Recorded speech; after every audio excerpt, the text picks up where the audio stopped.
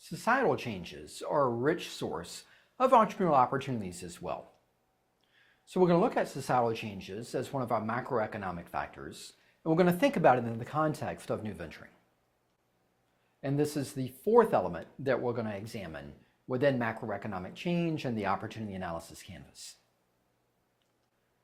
As we define societal changes, we're looking at social and cultural aspects of the macro environment that affect customer needs and market sizes.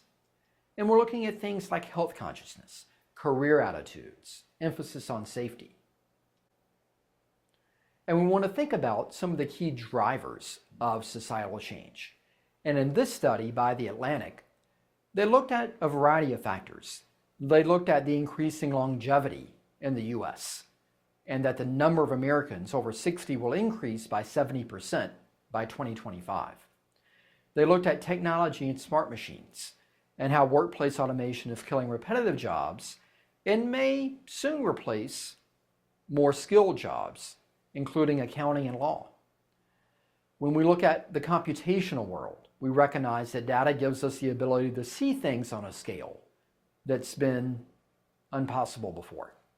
When we look at new media ecology, we want to recognize visual communication is becoming a new vernacular. We want to look at superstructured organizations and social tools that allow organizations to work at extreme scales. And we want to recognize the global connectivity of the world and that job creation and innovation and political power is going far beyond the US and Europe. What this means for work skills and where the opportunities may be for us as entrepreneurs involves things like sense-making and social intelligence, novel and adaptive thinking. We need to build our competencies cross-culturally and in computational thinking and in new media literacy. We want to recognize and leverage virtual collaboration, transdisciplinary thinking, a design mindset, and managing an increasingly larger and more complex cognitive load. What that means for us as we think about entrepreneurs and those that will follow us is understanding why aren't more young Americans seeking careers in innovation. And this study by MIT and the Lemelson Foundation in 2012 examined a variety of factors. They found that 22% of the polled 16 to 25-year-olds said they'd be motivated by jobs that would give them a chance to change the world, that 26% note an interest in career stability, and that 47% believe that a lack of innovation would hurt the U.S. economy. When you dig deeper into what types of innovations they would want to contribute to, we see very high interest in consumer products.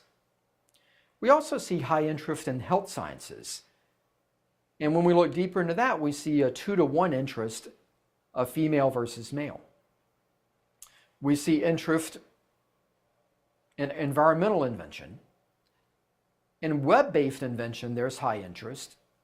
That is 2-to-1 male. There's broader interest in performing arts and invention in other areas as well. When it comes to preparedness, 60% of the respondents highlighted challenges and highlighted reasons that they believed is contributing to young people not pursuing education or careers in STEM, science, technology, engineering, and math. 45% pointed to the fact that invention is not given enough attention in their schooling. 34% shared there's a lack of knowledge about the fields. 30% simply thought it was too challenging, perhaps influenced by the other factors of limited attention and limited knowledge. What that means for us as entrepreneurs is what can we do about it? Well, a few ideas were brought forward. In school, there was an interest in having more intervention or innovation projects, indoor field trips.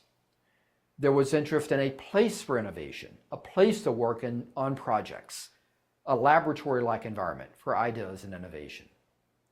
Out of school, or in complement to the schooling, there was a call for courses that would help individuals develop their innovative skills and creativity. And that's an area where perhaps MOOCs and other things can play a role. On the opposite side of that, there was an element of training and hands-on interaction and mentoring with STEM professionals. So a very different than MOOC experience where you're getting almost an apprenticeship type level of attention and engagement with experts. So there are a variety of resources and ideas here that are the grounds for perhaps new venture opportunities for us as well. So in summary, when we think about societal changes, we want to recognize that customer needs and wants evolve, and that with that evolution, there's an opportunity for the emergence of new ventures started by entrepreneurs. We also want to anticipate societal change. We want to recognize that entrepreneurs that anticipate such changes are going to play a more successful role in entering and growing and scaling their new ventures in these spaces.